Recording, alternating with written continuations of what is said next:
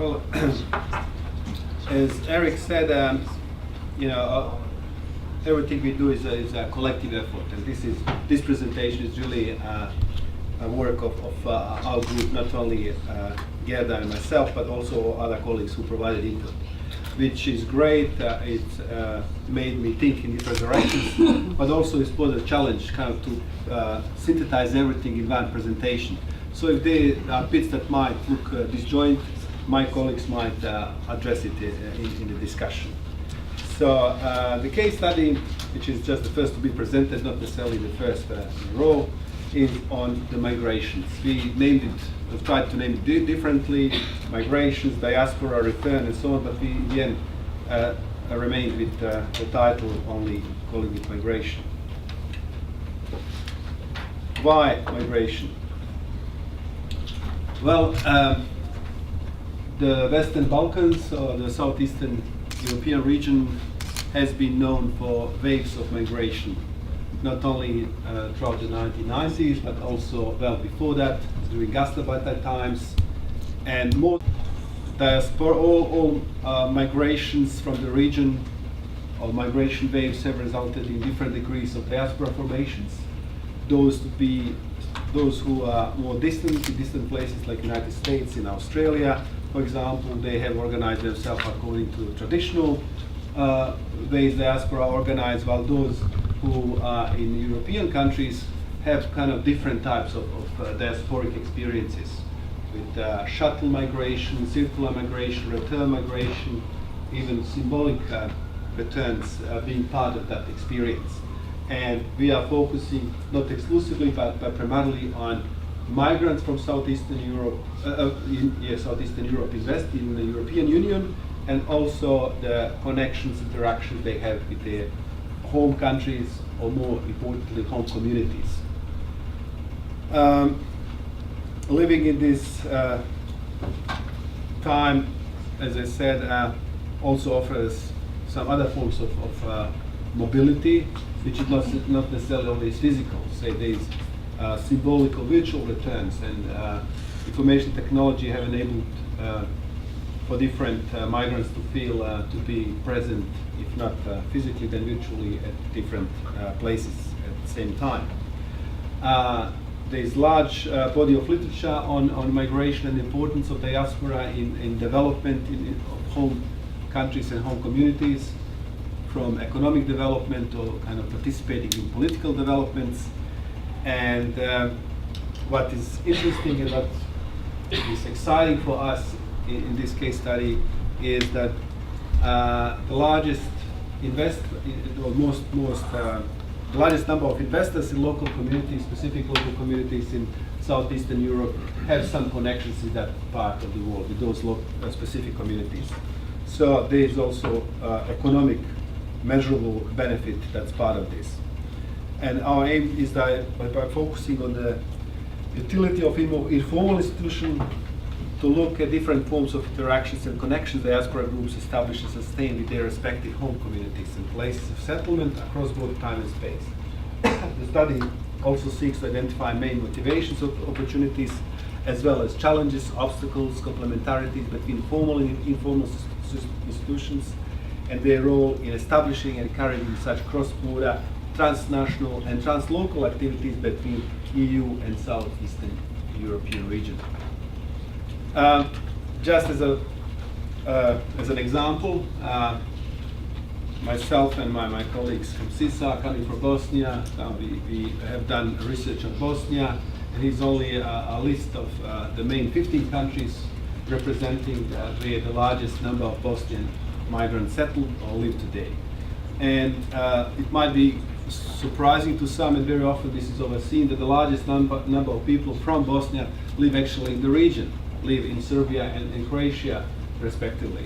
And it would be interesting also to see how these migrants are perceived both in Bosnia and also in other countries, with the term diaspora sometimes used for very political agendas, such as in the case with the Bosnian Croats, for example.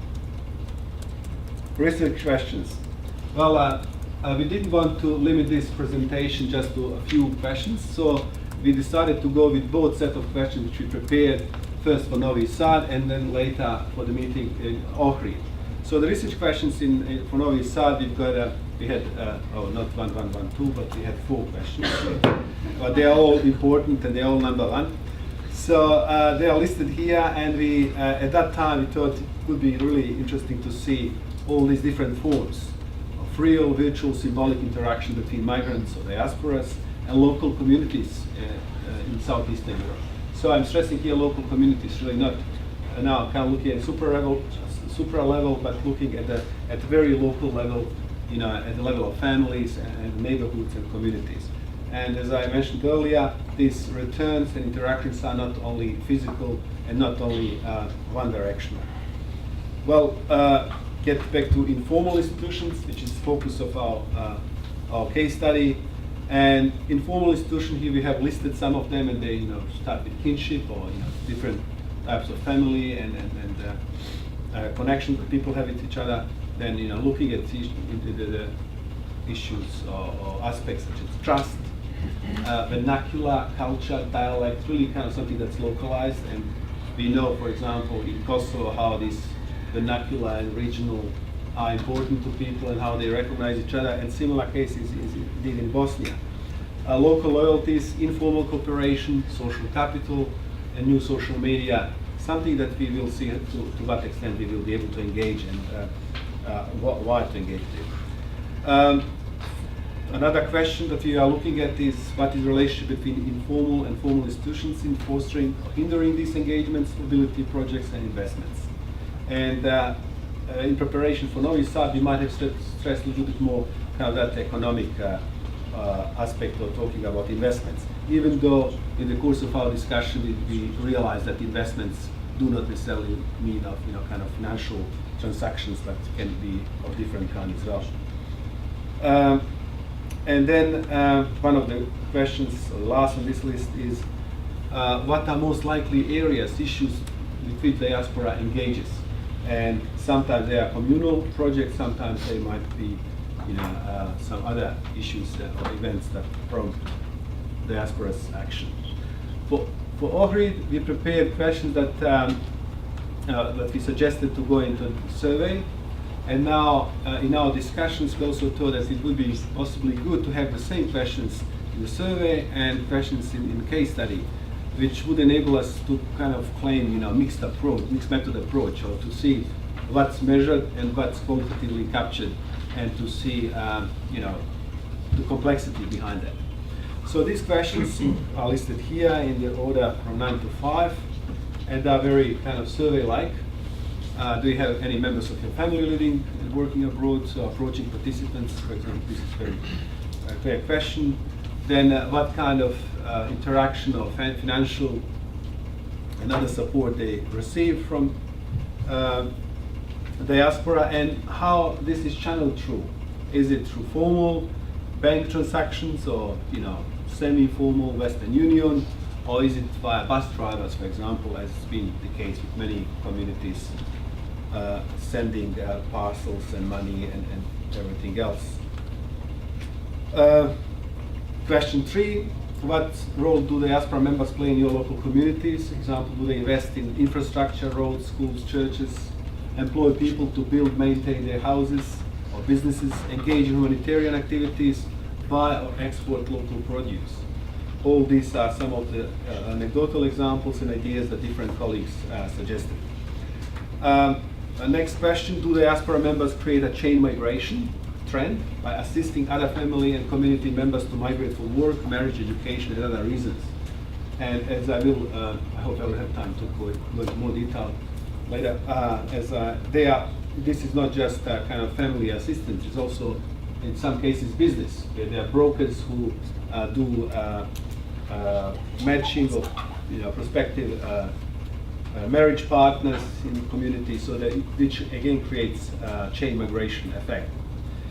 And what are channels and modes through which these activities take place? And we are focused on formal, but we will see, or informal, but we will see what informal institutions. I might mix it up. So we are focusing on informal sector. Method example for this case study, we are talking about ethnography, or rather ethnographically informed qualitative research. So we are not going to put our tents in villages and spend a year observing, who's coming in and who's coming out. And it's going to be rather ethnographically, unfortunately not. So, tents are not budgeted for. So, but we will, we will practice what I call ethnographically informed qualitative research, involving semi-structured in-depth interviews, surveys. So, of course, there will be observation of events and participation in those events. And then to complement, to get a broader story with a broader set of data by using also statistical, demographic, and other secondary data. Interviewing at the level of local communities, interviewing local members of diaspora, as well as politicians, government, non-government, international organizations, as well as referring to websites, forums, social media. I have more of this in a table later. So what of our research strategy? What are we doing? Well, we are looking at identifying of informal practices relating to migration and mobility, informal practices related to the settlement and integration in the country of migration, so both ways, informal practices taking place in the country of origin. Then we are looking at identifying of networks. What types the groups activated in informal networks, what is the specialization, meaning spatialization of specialization of such networks, intranational, cross-regional, cross-ethnic, inter-ethnic, and so on. Who are the brokers and how they are positioned in networks? And this is an interesting question which colleagues from Kosovo suggested. Key events will be also identified. Key events relating to prompting these interactions to change their quality, intensity, and so on. For example, global financial crisis, country-specific events such as natural disasters, for example, in a few years ago, and something that might be very based on local context. Then we are going to look at identification of situations and themes, such as employment. There are major themes that we will cover. Employment, traveling, resettling, finding, making a residence, provision of documents, remittances, and there will be many more.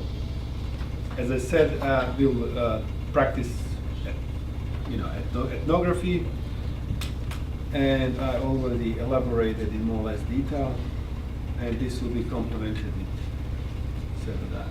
And I hope this is visible to you, because that's the essence of our case study.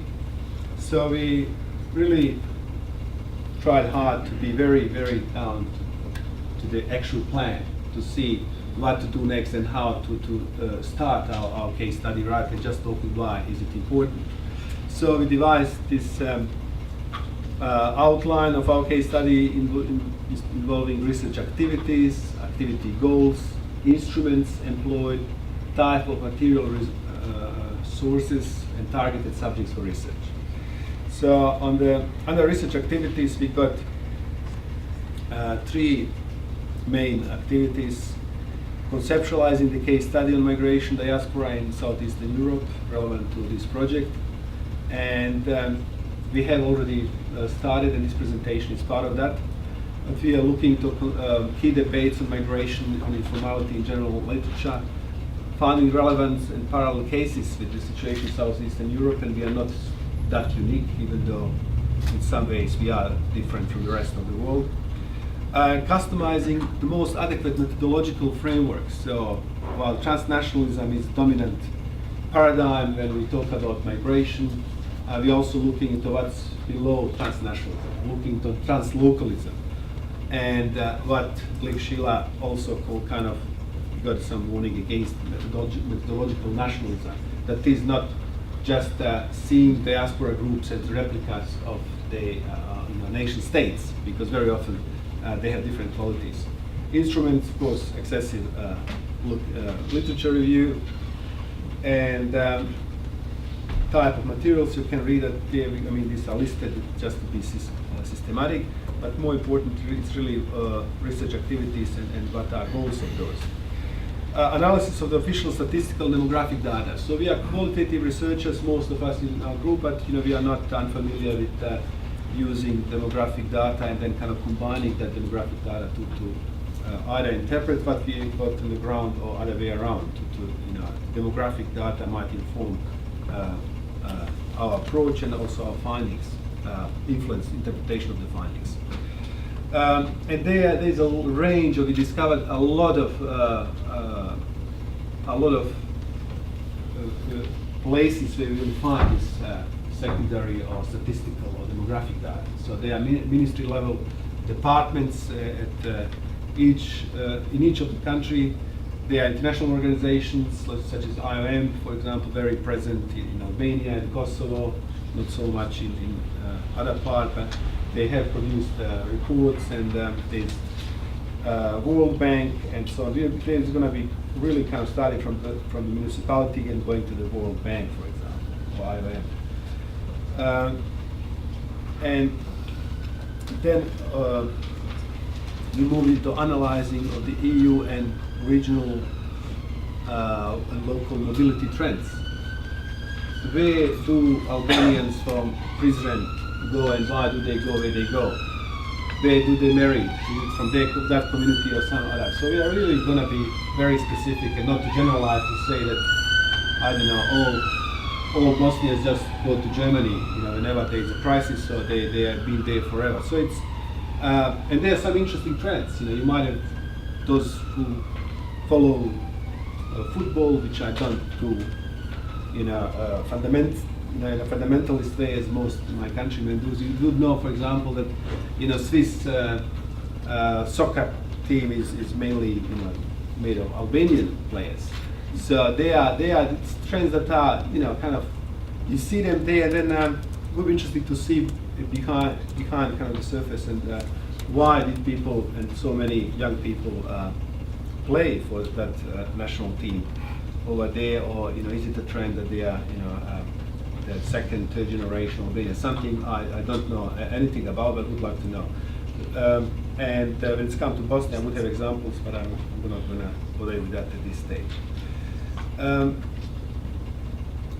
might just keep this table for a bit longer here, in case you want to write something down and then ask in the discussion, rather than me going to each point.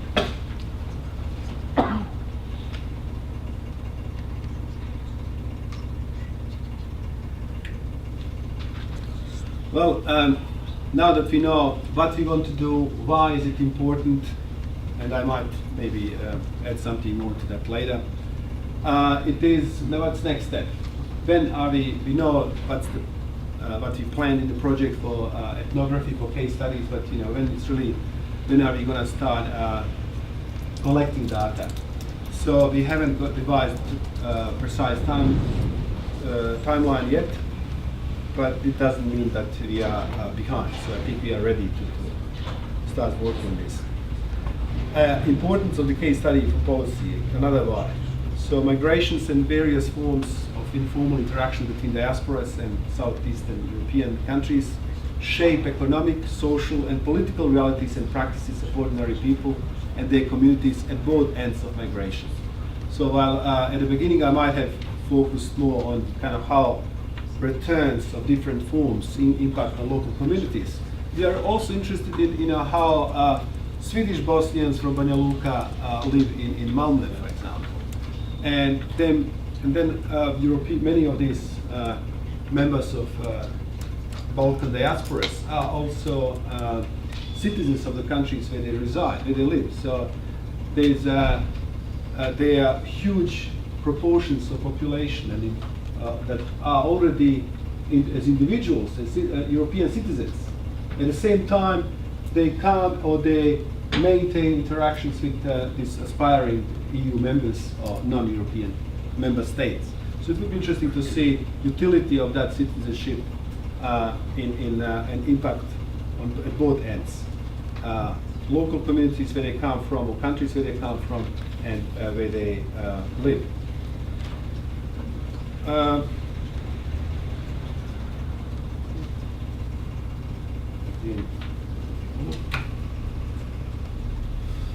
And there is a lot of kind of surplus information, data, ideas, suggestions, challenges that we might have identified, which I couldn't fit in the presentation, but listed some of those at the end here. So through our intensive email exchange and Skyping, we kind of expanded more and more, and just everyone would remember something and would say, which was very encouraged. But then it ended up like, you know, how far do we go and what type of migrations? For example, I had and also this really reflected differences in each country. For example, this debate we had between new and old migration. So, for example, colleagues in Kosovo, they are insisting that, you know, we are really interested in new migration. We are not interested in gastarbeiters, in guest workers. You know, I don't know. You know, you didn't have many, maybe, colleagues from Kosovo. There was no big gastarbeiter diaspora of that sort. And the largest number of people who left Kosovo might be, you know, oh, actually, this is Albania, sorry. Albania, I apologize. This is Albania. Yeah, because, yeah, I guess this explains historically, Albanians didn't have access to, you know, they didn't become gastarbeiters. But then in the 90s, there was huge, you know, outflow of people going out. So Albanian colleagues are interested in new migration, recent migration, while people in Bosnia are also, in Serbia, are also interested in different, those gastarbeiter, old migration, what's happening with them, returning as you know, retired people to their local communities, and in Bosnia, of course, forced migration, refugees who became ministers in European Union countries, for example, or are holding citizenship of countries like Austria, Germany, and so on, as well as you know, other less possibly prestigious you know, statuses. Internal and external migration. Another thing something I didn't think about is about internal migration. And internal migration really within the countries, which is, you know, as we know, it's mostly from rural to urban, or exclusively from rural to urban. But it seems that this has been a very important aspect of mobility of population in some countries. And reflecting, I think that's possibly important to all countries in the region, and there are different you know, reasons why they ended up that way. Then are we exclusively focusing on migration to EU, or are we also including other destinations? So I just mentioned Switzerland, which is not part of EU, but it is, you know, in Europe. So do we kind of selectively exclude some destinations and countries, or are we flexible? I did mention this a few times, Southeastern European migrants in EU citizenship. Regional migration. The graph I showed at the beginning, representing Bosnian diaspora, the first 15 leading countries, clearly has Serbia and Croatia at the top. So the largest people from Bosnia live in the region. So they haven't left the region of the country, and they, in many cases, have kind of dual, not citizenship, but dual life conditions, living in both countries at the same time. And then the last, and well, something we don't want to ignore, is the last point that we might address or mention in a footnote somewhere, or maybe just indicate to Horizon that there's a big project on the go once we finish this, is the forced migrants to the Balkans who have been going through in the last few years. And increasingly, a number of them are getting stuck. You know, from Macedonia, even Kosovo and Bosnia, groups of people are stuck there. Some are applying for asylums, and it's a political issue that is important. You know, the recent conference in Austria showed, you know, how it is important for local countries that they deal with forced migrants on their territories in some ways. I thank you, and I think I might.